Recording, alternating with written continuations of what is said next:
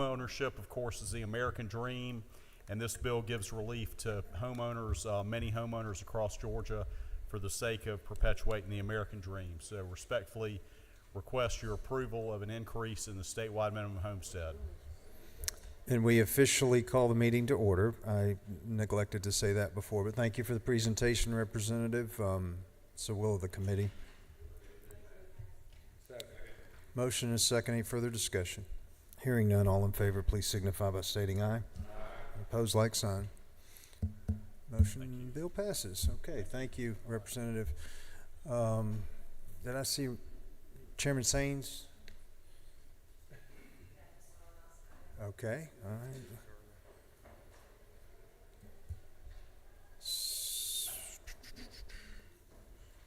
All right, well, he must have pit stop. HB 330, Representative Cannon. You can present from your chair. You're a member of the committee. What number would we be? 13. There we go. Thank you, Mr. Chairman. I have House Bill 330 LC 501198S. HB 330 is sort of a cleanup bill for our state income tax credit programs, more specifically for the Law Enforcement Strategic Support Act, LESS, and also the Great Opportunities for Access to Learning Goal Program for Education. At a very high level, the bill makes some technical changes to both Goal and LESS the LESS Act to align them with Georgia Heart, which is our tax credit program for rural hospitals. If the committee recalls, we made some tweaks last year to the Georgia Heart program, and this bill reflects some of those changes so that the LESS Act, Goal, and Georgia Heart all have similar technical language. I can go into the details, but for the Goal Scholarship, those changes are in Section 1. The balance of the changes for Section 2 are for law enforcement. Again, we're trying to mirror all the language for the pre-approval language is also added to Goal and also added to the LESS Act.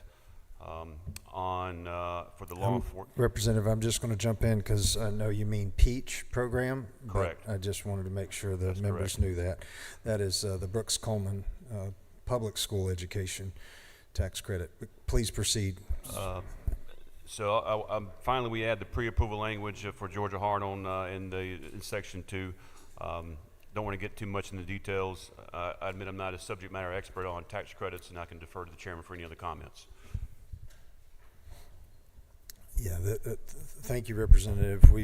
A lot of these measures have all been seen before in the foster care bill and then the SSO bill, but again, this has the LESS Act in it and the PEACH program, so I think the substantive change is for Representative Townsend's bill, which has been included in this, would allow that to go to 20 million per calendar year, up from 15. I know he had originally asked for more than that, but any questions? Chairman Jones?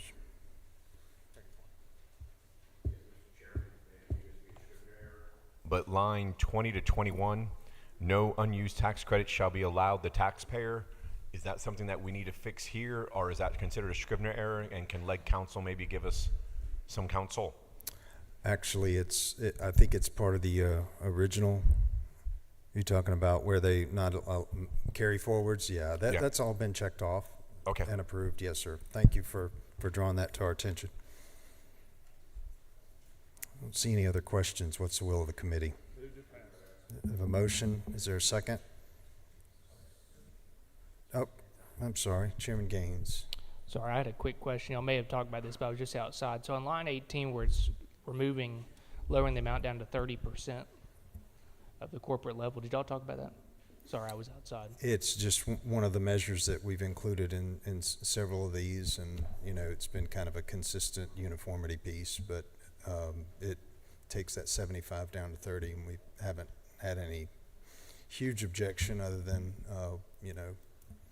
it is a adjustment.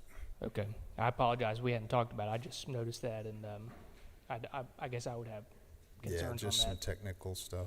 Because as a lot of the law enforcement donations that have been made to this tax credit have been done through corporations, Is that on the police? That's It's in part of, both, yeah, that's yeah. part of the peach, but it also is something that we've put, you know, But a significant amount of the donations made to law enforcement foundations have been done through large corporate gifts. yeah, it versus 75% of their tax liability going down to 30%. Yeah, it's just a measure that, you know, essentially has been signed off on. I think some have required a cap or are asking for a cap, and we're certainly willing to do that. I don't think the concern is that they're not able to donate enough. I think the concern is that it's gonna, you know, be too much. Well, like if you have, so just an example, like a car dealer, that donates. I mean, like we had one car dealer that donated about $400,000 to our police foundation, and they maxed out their 75% tax liability. Now they'd only be able to donate about $100,000. Is that accurate? I would think that's probably true, but again, trying to put some of these curbs and guardrails and make them consistent throughout. We can talk about it offline. Sorry, Okay. I apologize. I didn't. No, see thank that. you. I appreciate the interest. I think we have a motion, a second. Any further discussion? Hearing none, all in favor, please signify by stating aye. Opposed? Thank you. All right, did Representative Saines get back in the room? I think you have HB 266. Yeah. Yes, Mr. Chairman, I have a substitute for House Bill 266, LC 50, 1209S. Yeah, like the original, this is good for all of Georgia, but particularly looks at incentivizing our military retirees. This expands the military retirement tax credit from a baseline of $17,500 to $35,000, and modifies the age that you can be qualified for it from 62 to 65, and then there's a graduating increase of $5,000 per tax year after 2027 until you reach a max amount of $65,000.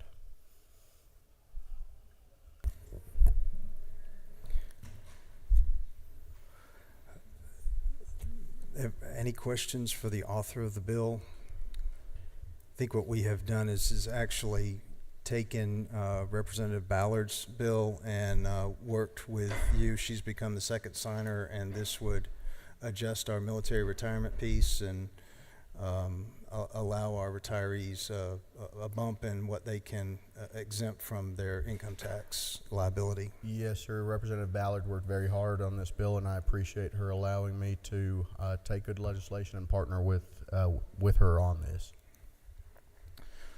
I don't see any questions. What's the will of the committee? I have a motion. Is there a second? Any further discussion? Hearing none, all in favor, please signify by stating aye.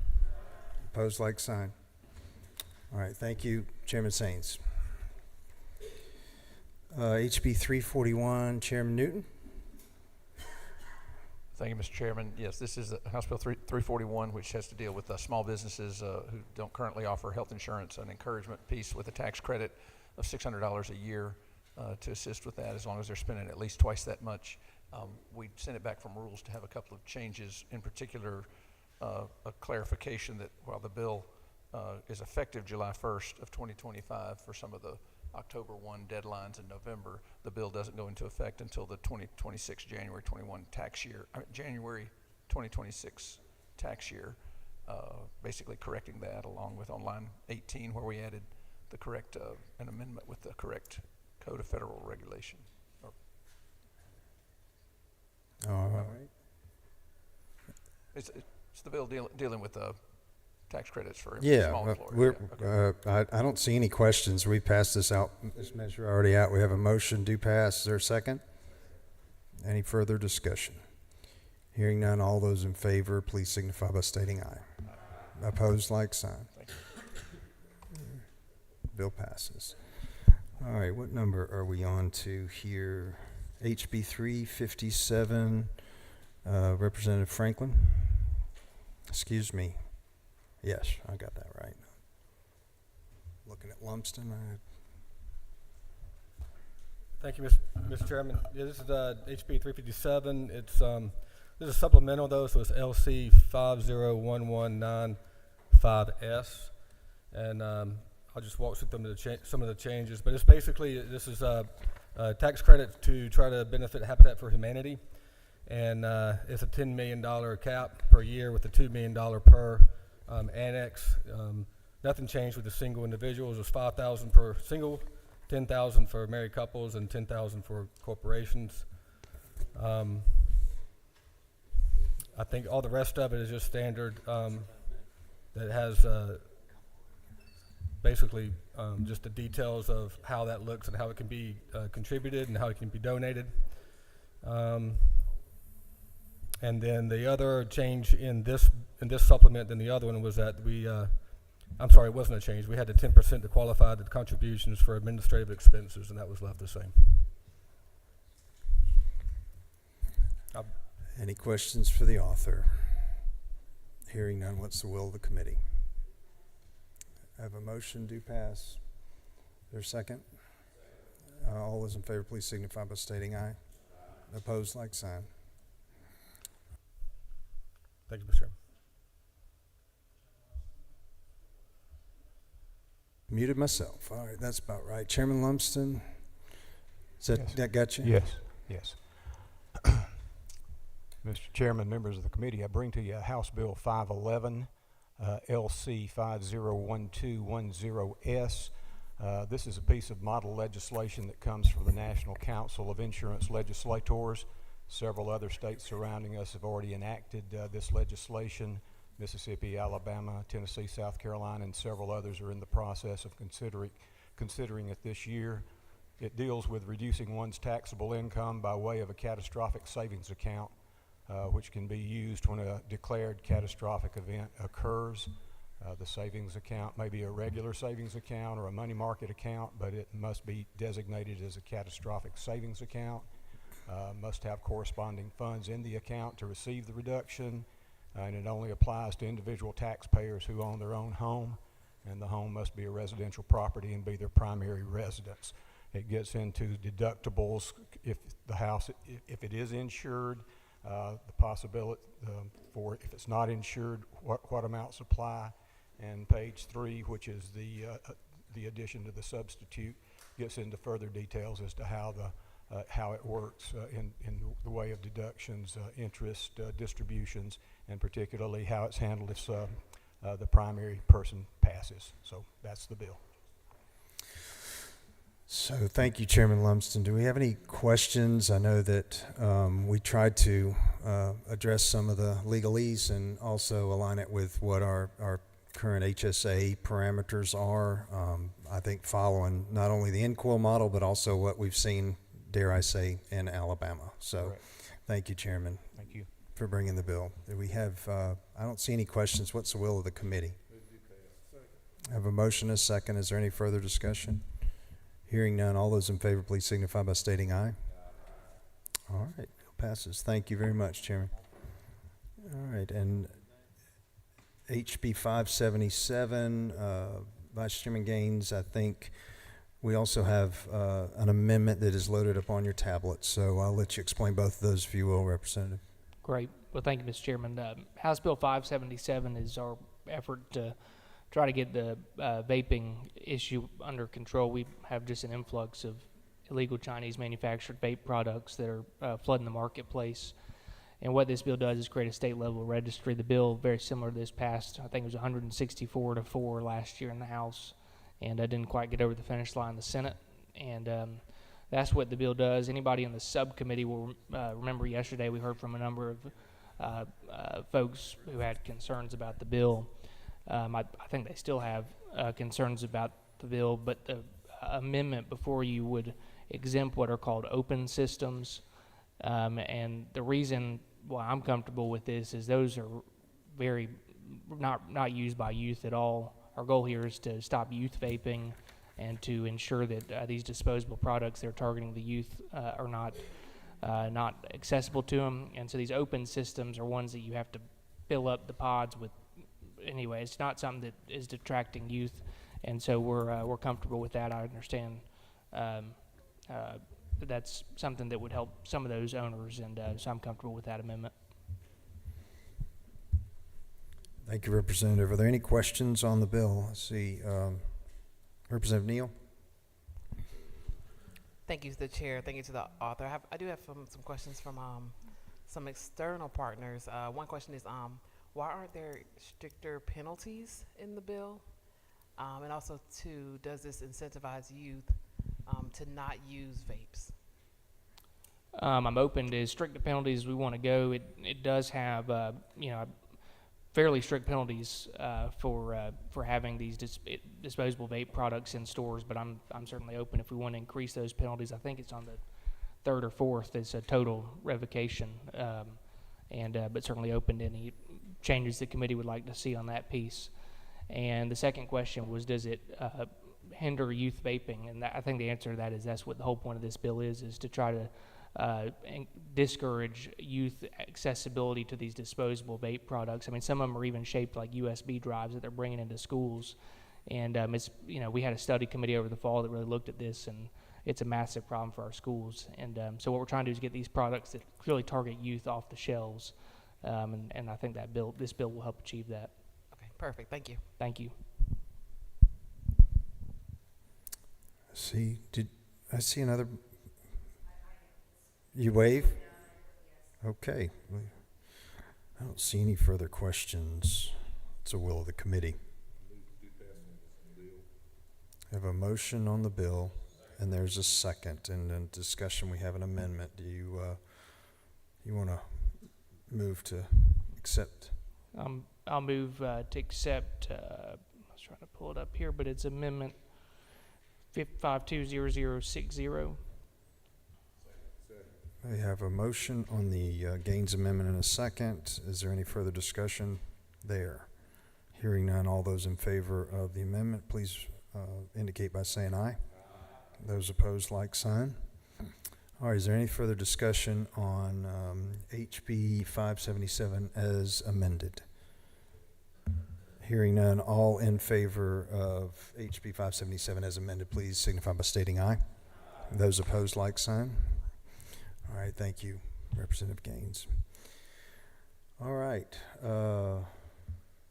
HB 586, Chairman Williamson. Thank you, Mr. Chairman.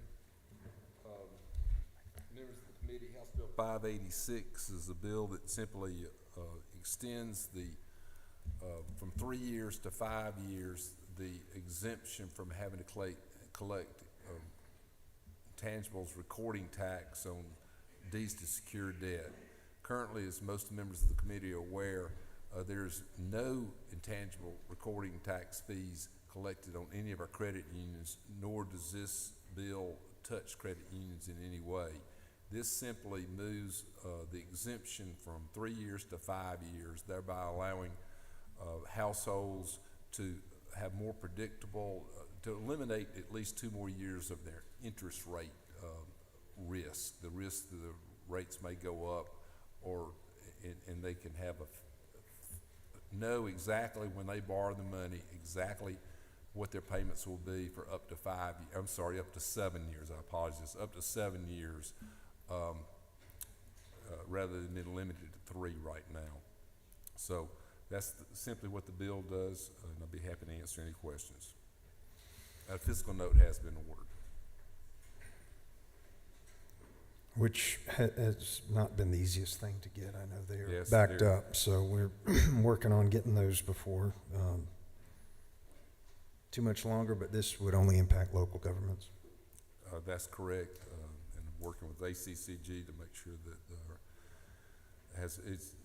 it's a bite at the apple. It's a little bit more fairness for all the financial institutions, excluding the credit unions, and again, it allows more predictability on payments for 5 years rather than being subject to unknown interest rate risk.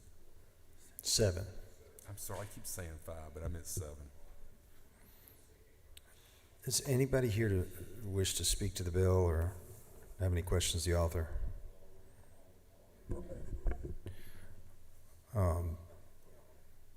Who's that?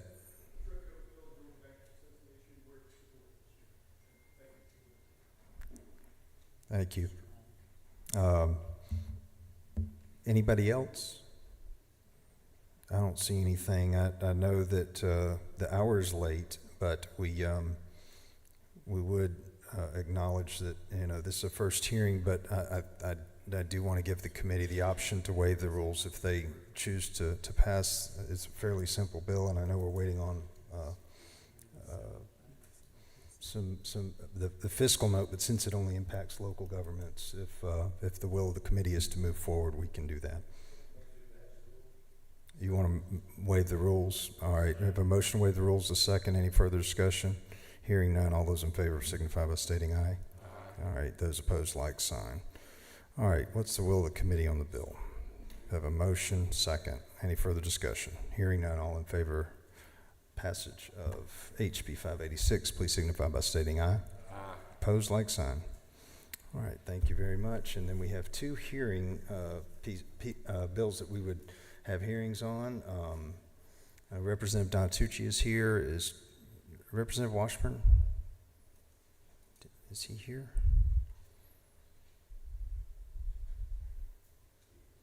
I don't see him. Okay, so HB 597, and Representative Donatucci has worked really hard on this. I know that it did not make it to the day 20 stipulation, the rule that we have in the House on revenue bills, but I know she's worked really hard and wanted to give her an opportunity to talk a little bit about the work she's put into this bill. So, floor is yours, Representative. Mr. Chairman, committee, thank you so much for hearing me today. This is a tax credit for fire and emergency to support our firefighters. There were some changes that were made that were brought up a few minutes ago, but the changes would be found on page 3, down at the bottom where it was changed on line 67 from the 75% to 30%. On page 5, right in the middle, line 107, they are going to open the credits back up for those that are not used, and that that's going to be on line 107. And then if you read just further down on 115, that once it's opened back up again, it would be at 95%, so 95 cents on a dollar. The bill itself, just going through, if you go to page 3, it says that the aggregate amount that can be tax credits would be $75 million per calendar year, with $3 million per foundation. And then it has your standard amounts for the $5,000 for a single individual, your couples $10,000, your LLCs, and then again the change is at the bottom in section D. The local firemen are still allowed, this is on page 4, line 69, the local fire rescue units are still allowed to raise money up to $3 million. And then it goes about establishing how to put together the website, how to give all of the information for the foundation on the web page. On the page 5, this is how the pre-approval is administered, and I believe that this is going to be standard with 30 days to request a pre-approval, and after the pre-approval has been approved, they've got 60 days to go ahead and apply for it. Page 6 talks about how the individual files for it with the IRS Form 990. And then it has at the end on page 7, if the foundation is not proceeding appropriately, and it gives some guidelines if they have people that are contributing that are making requests. They just can't be personally involved in the tax credit situation on individuals. And then it gives the way, if they were to have a violation, how they would proceed from there. Any questions? I don't see any questions. I think generally speaking, I mean, this is very akin to what the General Assembly has done and the governor signed into law that we discussed earlier for the LESS Act, and what we do for our law enforcement. We do the same for our firefighters. Is that Yes. not correct? Yes. All right. Good bill. Thank you for the presentation. I appreciate it. Thank you for your time. Thank you. Did Chairman Washburn, or Representative Washburn, he says he's coming? Okay.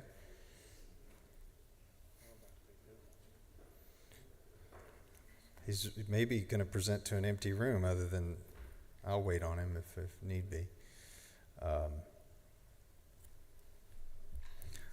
We'll just pause for just a minute, and I certainly won't